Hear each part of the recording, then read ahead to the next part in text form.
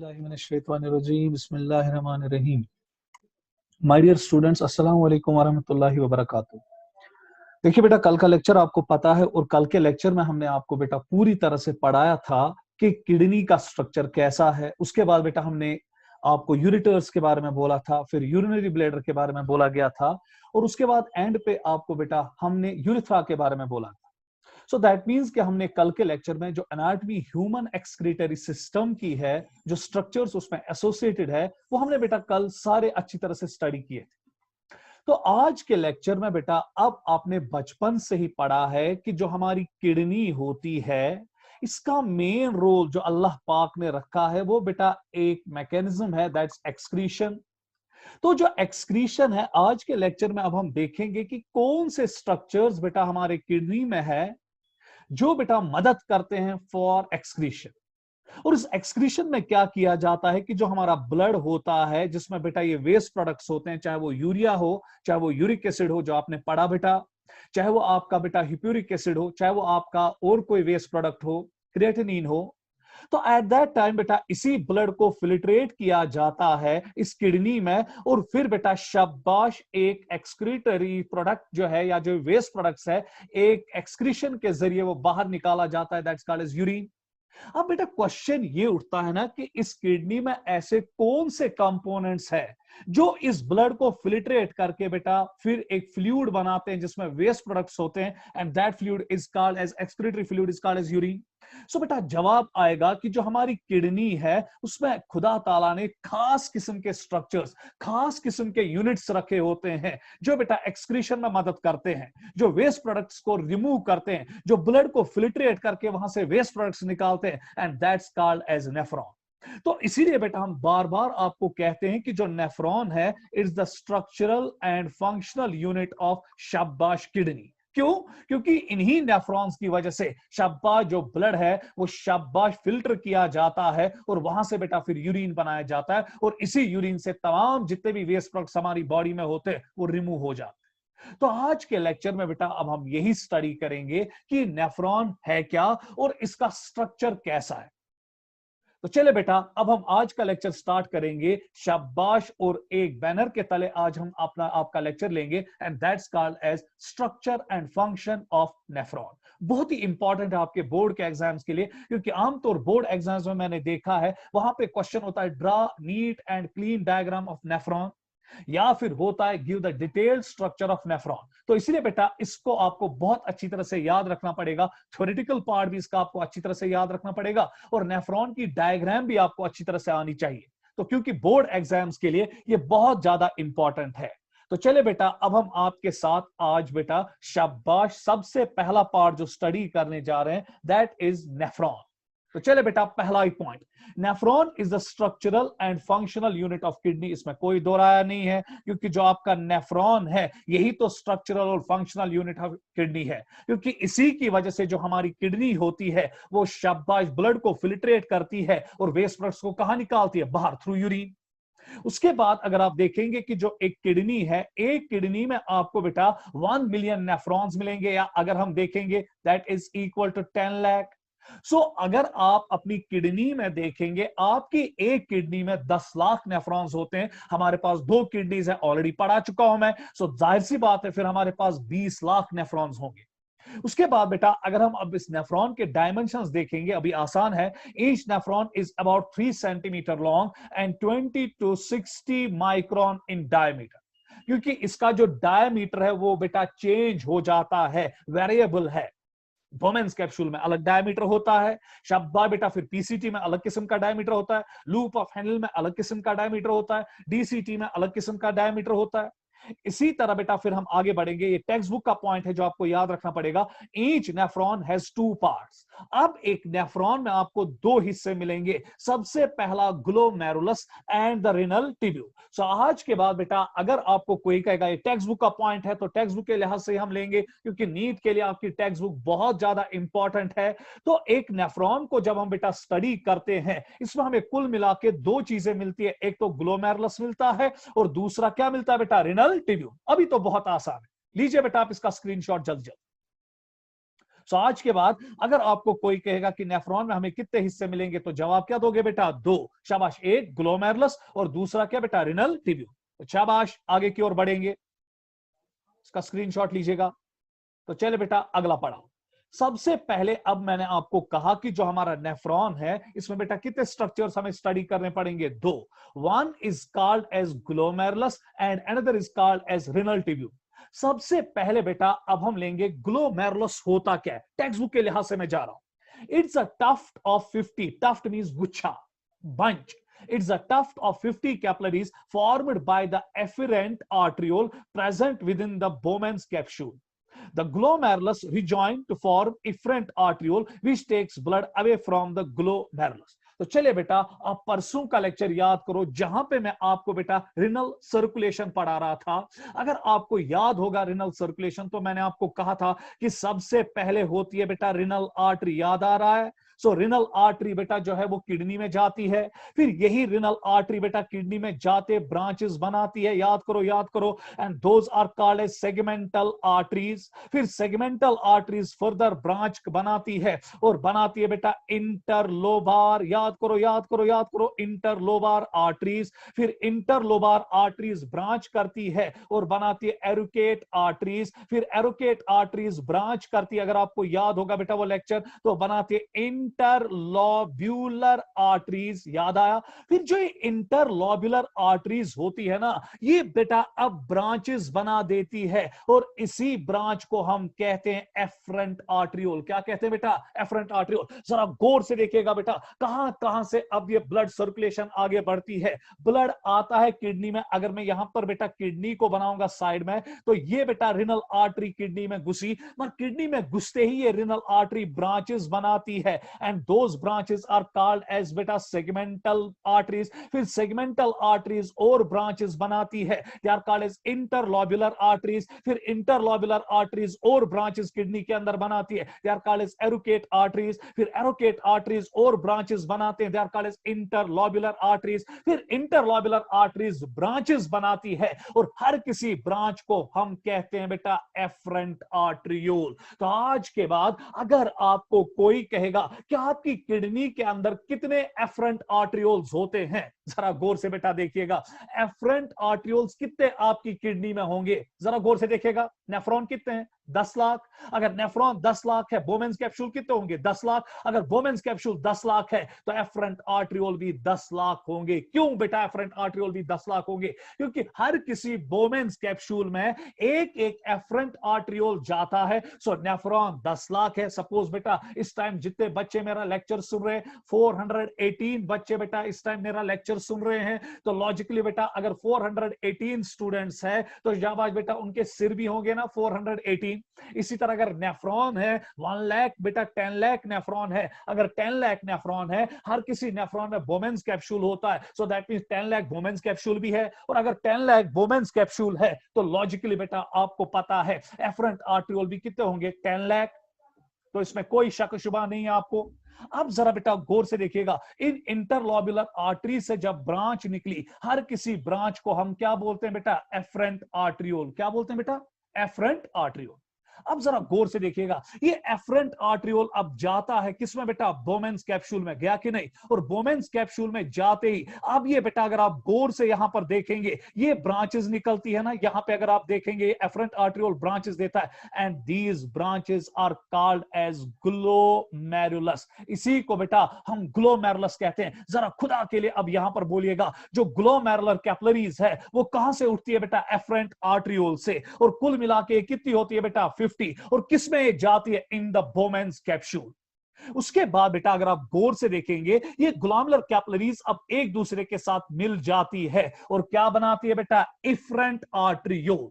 तो फिलहाल बेटा अब आपने अगर रिनल सर्कुलेशन याद रखनी है तो चलिए बेटा क्या क्या आप याद रखेंगे। रिनल आर्टरी से बनती है सेगमेंटल आर्टरीज, सेगमेंटल आर्टरी से बनती है इंटरलोबार आर्टरीज, इंटरलोबार आर्टरी से बनती है एरुकेट आर्टरीज, एरुकेट आर्टरी से बनती है इंटरलोबुलर आर्टरीज, फिर इंटरलोबुलर आर्टरीज से बेटा शाबाश कितने एफरेंट आर्ट्रियोल्स उठते हैं? 10 लाख। और हर कोई एफरेंट आर्ट्रियोल अब किसमें जाता है? बोमेंस कैप्सूल में। और बोमेंस कैप्सूल में जाते ही वो कितनी कैपिलरीज या कितनी ब्रांचेस बनाता है? सारे बोलिए बेटा 50 branches, and those branches are called as glomerulus. और फिर यही ब्रांचेस एक दूसरे के साथ मिलती है और बाहर क्या निकलता है? Efferent arteriole.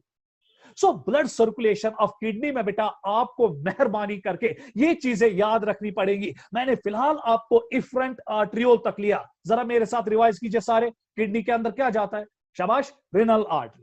फिर रिनल आर्टरी बेटा किडनी के अंदर ब्रांचेस देती है, शाबाश, उन ब्रांचेस को हम क्या कहते हैं? Segmental arteries. फिर सेगमेंटल आर्टरीज फर्दर ब्रांचेस देती है, उनको क्या कहते हैं? Interlobular arteries. फिर इंटरलोबुलर आर्टरीज फर्दर ब्रांचेस देती है, उनको हम क्या कहते हैं? एरुकेट आर्टरीज। फिर एरुकेट आर्टरीज फर्दर ब्रांचेस बनाते हैं, उनको हम क्या कहते हैं? Interlobular arteries. फिर इंटरलोबुलर आर्टरीज लगभग 10 लाख बेटा एफरेंट आर्ट्रियोल्स बनाते हैं, और हर कोई एफरेंट आर्ट्रियोल अपने अपने बोमेंस कैप्सूल की ओर चला जाता है। और बोमेंस कैप्सूल में जाते ही अब बेटा वो कुल मिला के कितनी कैपिलरीज बनाता है? 50 कैपिलरीज बनाता है, 50 ब्रांचेस बनाता है। और इन्हीं 50 कैपिलरीज को, इन्हीं 50 ब्रांचेस को हम कलेक्टिवली कहते हैं ग्लोमेरुलस। और फिर ये ग्लोमेरुलस वापस मिल जाते हैं और एक आर्ट्रियोल बनाते हैं जो बाहर निकलता है। So that's called as efferent arteriole.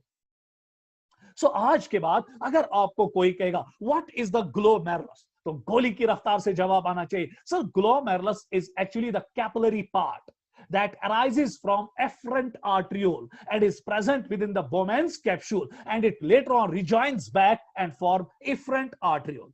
जरा बेटा सर्कुलेटरी सिस्टम को याद करो, मैंने कहा था कि सर्कुलेटरी सिस्टम में आर्टरीज क्या बनाते हैं? आर्ट्रियोल्स। सो यहां पे आर्टरीज ने क्या बनाया? Arteriole, afferent arteriole. फिर मैंने कहा था कि आर्ट्रियोल्स क्या बनाते हैं? कैपिलरीज, याद आया? फिर मैंने कहा था कि कैपिलरीज क्या बनाते हैं? वेन्यूल्स। क्या मैं हक के साथ बोलूं? यहां पे जबरदस्त एक्सेप्शन है, ये आपकी बॉडी में अल्लाह पाक की कसम और किसी जगह ये कंडीशन नहीं मिलेगी जहां पर आर्ट्रियोल वापस आर्ट्रियोल बनाता है। उसूल कहता है कि एफरेंट आर्ट्रियोल ने जब कैपिलरीज बनाई, इसको क्या बनाना था बेटा? वेन्यूल। सो हमें कहना था इफरेंट, EFFERENT, इफरेंट वेन्यूल। मगर मैं क्या लिखवा रहा हूं बेटा? Efferent arteriole. ये वाहिद तरीन कंडीशन आपकी बॉडी में है, आपके जिस्म में है, जहां पर बेटा आर्ट्रियोल वापस आर्ट्रियोल बनाता है आफ्टर फॉर्मेशन ऑफ कैपिलरीज। नहीं तो after formation of capillaries arteriole को क्या बनाना होता है? वेन्यूल। और यहां पे क्या बनाया बेटा? आर्ट्रियोल। क्यों इसको हम आर्ट्रियोल कहते हैं वो हम आगे जाके देखेंगे, फिलहाल मैं आपको टेंशन नहीं दूंगा। तो क्या मैं हक के साथ बोलूं, इस स्लाइड में जो ग्लोमेरुलस का स्लाइड आपके स्क्रीन पे आ रहा है, इसमें आपने बेटा 2 चीजें सीख ली। पहली ये कि ब्लड सर्कुलेशन कैसे किडनी में आगे बढ़ती है और कहां तक हम पहुंचे? Renal artery to segmental arteries, segmental arteries to interlobular arteries, interlobular arteries to arcuate arteries, arcuate arteries to interlobular arteries, interlobular arteries to afferent arteriole, afferent arteriole to glomerulus, glomerulus to efferent arteriole. उसके बाद ये blood circulation कैसे आगे बढ़ती है उसमें भी मैं अभी नहीं जाऊंगा। सो 2 क्यूरियोसिटी मैंने आपके दिमाग में डाल दी। पहली क्यूरियोसिटी ये कि सर क्यों हम इसको इफरेंट आर्ट्रियोल कहते हैं? आप कौन सी सुना? इफरेंट वेन्यूल, ये पहली क्यूरियोसिटी। और दूसरी क्यूरियोसिटी आपके दिमाग में ये रही कि इफरेंट आर्ट्रियोल के बाद सर क्या है? जैसे बेटा आसमान से आगे, सितारों से आगे जहां और भी है, इफरेंट आर्ट्रियोल के आगे शाबाश बेटा और भी कोई स्ट्रक्चर है जो हम आगे जाके देखेंगे।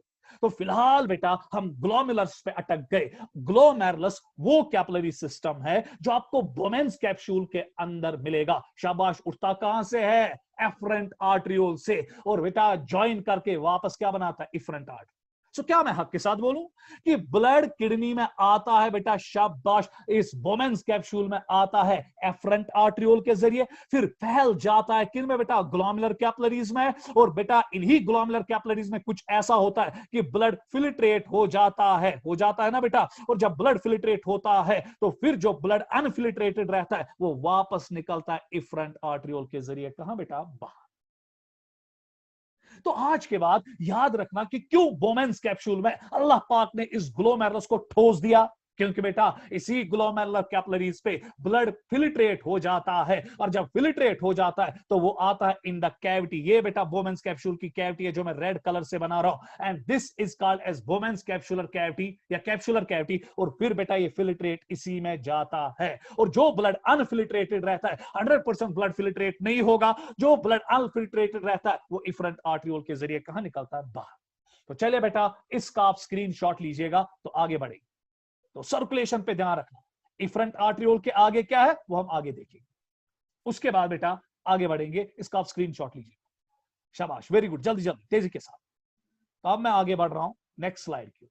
तो चले बेटा अब हमने ग्लोमेरुलस को स्टडी किया, मगर ग्लोमेरुलस में बेटा अब आगे जाके आपको एक पॉइंट पे नजर रखनी पड़ेगी, जरा गौर से देखिएगा। जो आपका ग्लोमेरुलस है, ये आपने ब्लड सर्कुलेशन यहां पर देख ली। अब बेटा आपके सामने नया स्लाइड में ला रहा हूं, तो चलिए बेटा इस पे आप नजर रखिएगा, रिनल टिब्यूल। सो ग्लोमेरुलस के बाद अगला स्ट्रक्चर जो अब हम स्टडी करेंगे दैट इज रिनल टिब्यूल। सो यहां पे अगर आप डायग्राम देखेंगे, दिस इज द ग्लोमेरुलस जो हमने स्टडी किया। अब बेटा हम रिनल टिब्यूल को स्टडी करने जा रहे हैं। तो देखिए बेटा इट कंटेन्स बोमेंस कैप्सूल, सबसे पहले इसमें बोमेंस कैप्सूल है। So this is the बोमेंस capsule, very good. उसके बाद बेटा पीसीटी, ये आपका स्ट्रक्चर है, दिस इज पीसीटी। उसके बाद अगला स्ट्रक्चर है that is loop of Henle, this is your loop of Henle, structure पे नजर रखिएगा। उसके बाद अगला स्ट्रक्चर है DCT, this is your DCT. और बेटा उसके बाद एक और स्ट्रक्चर यहां पे आपको मिलेगा, and that structure is called as collecting duct. यहां पे बेटा आपको नीट का एक क्वेश्चन अब आने वाला है, तो उस पर आप नजर रखिएगा। तो चलिए बेटा ग्लोमेरुलस इज द शाबाश tuft of capillaries that arises from afferent arteriole and they later on they rejoin to form efferent arteriole। ये तो हमने पढ़ा। अब हमें बेटा इसका दूसरा हिस्सा पढ़ना है ना, रिनल टिब्यूल। तो देखिए बेटा रिनल टिब्यूल में हम सबसे पहले क्या लेंगे? बोमेंस कैप्सूल। उसके बाद बेटा दूसरा पीसीटी, तीसरा बेटा लूप ऑफ हेनल, और चौथा बेटा डीसीटी। अब क्वेश्चन ये उठेगा कि सर आपने कलेक्टिंग डक्ट को क्यों नहीं यहां लाया? देखिए बेटा जो कलेक्टिंग डक्ट है it is not the part of nephron, इसको हम नेफ्रॉन का हिस्सा मानते ही नहीं है।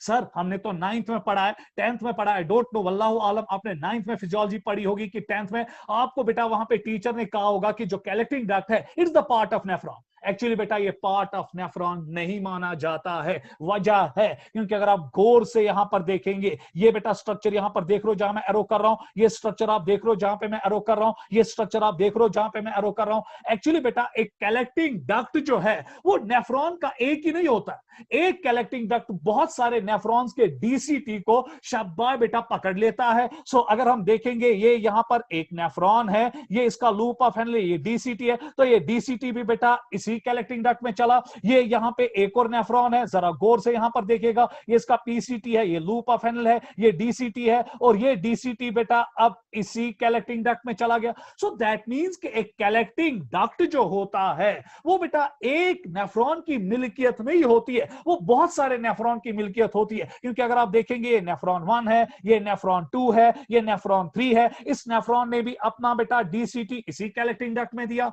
इस नेफ्रॉन 2 ने भी अपना डीसीटी इसी कलेक्टिंग डक्ट में दिया, इस नेफ्रॉन 3 ने अपना डीसीटी इसी कलेक्टिंग डक्ट में दिया। बेटा अब क्वेश्चन ये उठेगा ना कि जो ये कलेक्टिंग डक्ट है अगर ये बेटा 4 या 5 या 6 नेफ्रॉन्स के डीसीटी को रिसीव करता है, बेटा हर मेरा है, क्योंकि हर कोई नेफ्रॉन दावेदारी करेगा कि कलेक्टिंग डक्ट मेरा है ना। बेटा कलेक्टिंग डक्ट कहेगा मैं किसी का नहीं।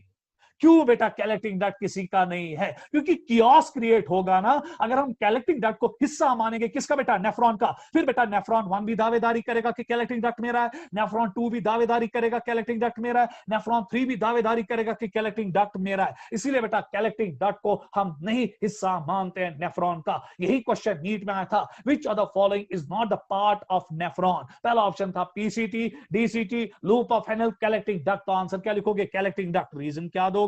Collecting duct is not the part of nephron because it receives filtrate from many DCTs। ये बहुत सारे डेटा डिस्टल कम्युनिटी ट्यूब्यूल से शाबाश बेटा फिल्ट्रेट को रिसीव करता है, इसलिए कलेक्टिंग डक्ट जो है it's not the part of nephron.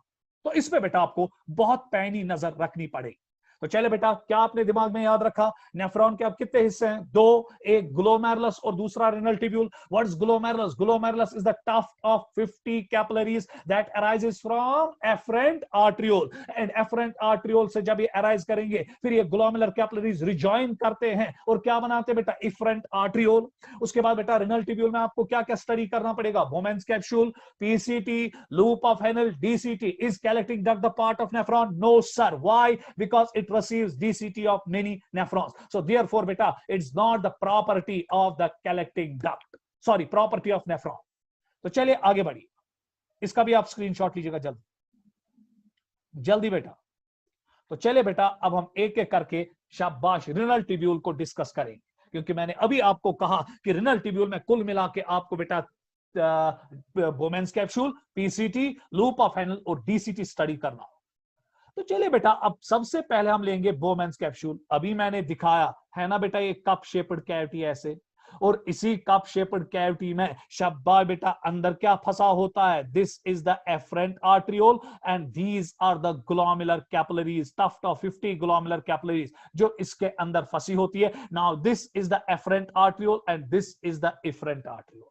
तो चले बेटा, अब हम लेंगे इस कप शेप्ड स्ट्रक्चर को, that's called as Bowman's capsule, located in the cortex. इसमें कोई दोहराया ही नहीं है, मैंने इससे पहले भी आपको कहा था कि अगर आपको किडनी का स्ट्रक्चर देखना है, किडनी में दो किस्म के रीजन्स होते हैं, आउटर कॉर्टेक्स, इनर मेडुला। और अगर आज के बाद आपको कोई कहेगा कि अगर 10 लाख नेफ्रॉन्स आपकी किडनी में है, उनके जो बोमेंस कैप्सूल है वो आपको कॉर्टेक्स में मिलेंगे कि मेडुला में? आंसर क्या आएगा? कॉर्टेक्स। नीट के लिए इसको याद रखेंगे क्योंकि आपकी टेक्स्ट बुक में भी लिखा है।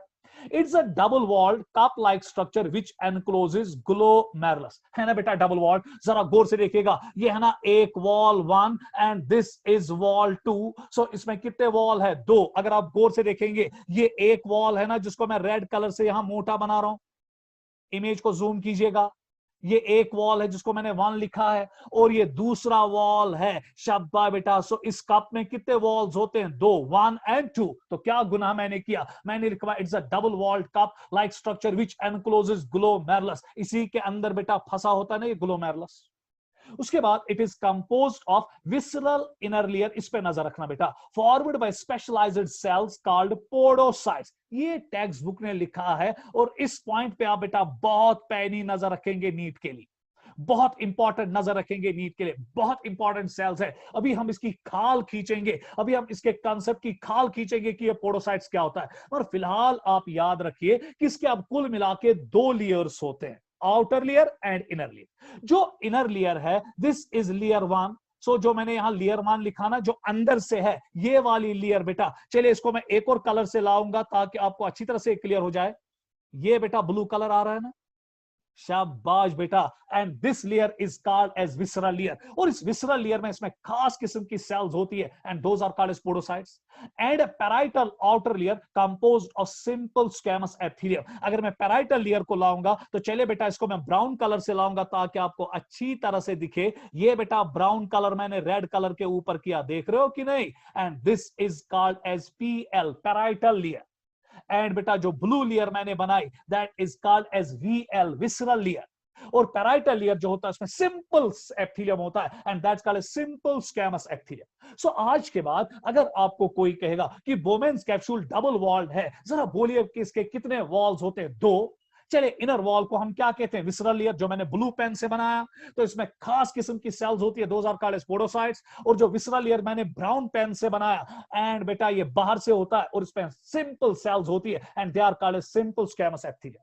सो आज के बाद अगर आपको एंट्रेंस में क्वेश्चन आएगा पोडोसाइट्स आर फाउंड इन, पहला ऑप्शन होगा शाबाश endothelium of glomerular capillaries, basement membrane, शाबाश। तीसरा होगा विसरल लेयर ऑफ बोमेंस कैप्सूल, चौथा होगा पैराइटल लेयर ऑफ बोमेंस कैप्सूल। तो गोली की रफ्तार से जवाब क्या आएगा? Visceral layer. क्या है? इनर लेयर है कि आउटर लेयर है? Inner layer. शाबाश। ग्लोमेरुलर कैपिलरीज किसके कांटेक्ट में होते हैं? विसरल लेयर की parietal layer? Sir visceral layer.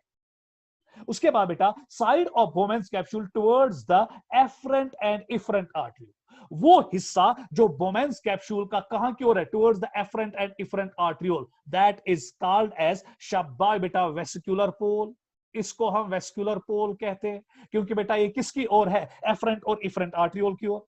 while a side towards the PCT is called as urinary pole। बेटा ये नीचे है ना PCT, गौर से डायग्राम की ओर देखिएगा, जो मैं छोटी सी डायग्राम साइड में बना रहा हूं बेटा। जो ब्लू बोमेंस कैप्सूल है, बोमेंस कैप्सूल से ट्यूब लाइक स्ट्रक्चर जो उठा, इसमें पीसीटी, और इस रीजन को जहां पर बेटा जो साइड पीसीटी की ओर होता है बोमेंस कैप्सूल का, that is called as urinary pole.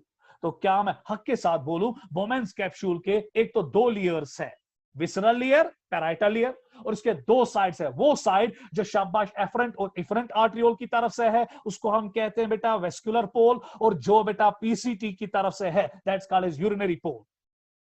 उसके बाद अगला point, space enclosed by outer parietal and inner visceral layer is called as capsular space. इसको बेटा हम कैप्सुलर स्पेस कहते हैं। And it contains glomerular filtrate. जरा बेटा इस पे नजर रखिएगा, ये स्पेस देख रहे हो बीच में जिसमें मैं डॉट डॉट डाल रहा हूं, गौर से देखिएगा, डॉट डॉट आते होंगे बेटा इस कैविटी में, और इसी कैविटी को हम कहते हैं बेटा कैप्सुलर स्पेस या कैप्सुलर कैविटी। और इसी में जब ग्लोमेरुलर बेटा कैपिलरी से ब्लड फिल्ट्रेट हो जाता है तो विसरल लेयर के जरिए फिल्ट्रेशन होकर आ जाता है बेटा किसमें, कैप्सुलर कैविटी में, और इसी फिल्ट्रेट को हम कहते हैं ग्लोमेरुलर फिल्ट्रेट।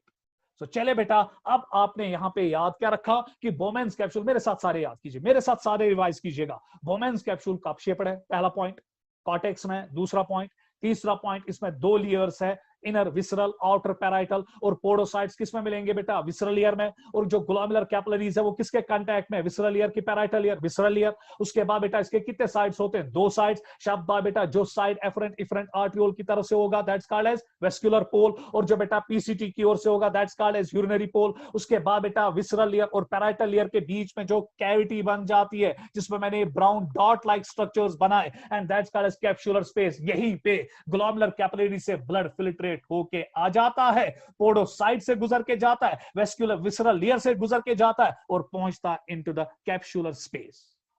तो चले बेटा जल्दी जल्दी से इसका आप स्क्रीनशॉट लीजिएगा। मगर एक पॉइंट मुझे यहां पे भूल गया जो एंट्रेंस के लिए इंतहाई इंपॉर्टेंट है। जरा आप तीसरे पॉइंट की ओर देखिएगा, Bowman's capsule along with glomerulus is called as Malpighian body और रिनल कॉर्पस्कल।